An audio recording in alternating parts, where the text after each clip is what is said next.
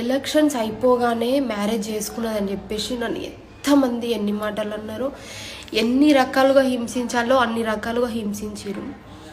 మన ఇంటి ఆడపిల్ల గురించి మన ఊర్లో ఎవరైనా నలుగురు చెవులు కొరుక్కుంటేనే అసలు వెంటనే సంబంధాలు చూసి చేస్తారు. అలాంటిది ఎలక్షన్స్ టైంలో అసలు ముక్కు ముఖం తెలియనోడు కూడా నా ఫ్రెండు అని డబ్బా కొట్టుకుని నన్ను ఎంత బ్లేమ్ చేసిరో మీరు అందరు చూసిరు.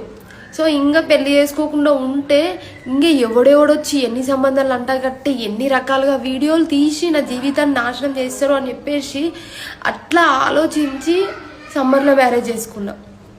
కానీ ఈ రోజు వరకు కూడా ఇది ఇంత కూడా అర్థం చేసుకోకుండా నన్ను ఎన్ని మాటలు మాట్లాడిరో.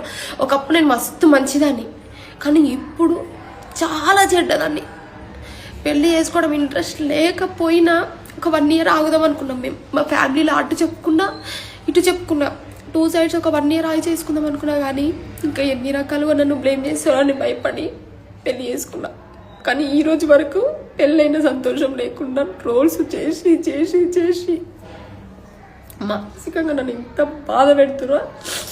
అన్ని దేవుడు చూస్తూనే ఉంటాడు. నేను ఎవరిని ఏమన్నాను, కర్మ ఎవరిని వదిలిపెట్టదు. నేను తప్పు చేసి ఉంటే నన్ను కూడా వదిలిపెట్టదు. అనవసరంగా మీరు నన్ను అంటే మిమ్మల్ని కూడా వదిలిపెట్టదు. ఇంతకు మించి నేనేం చెప్పదలుచుకోలేదు ఇక.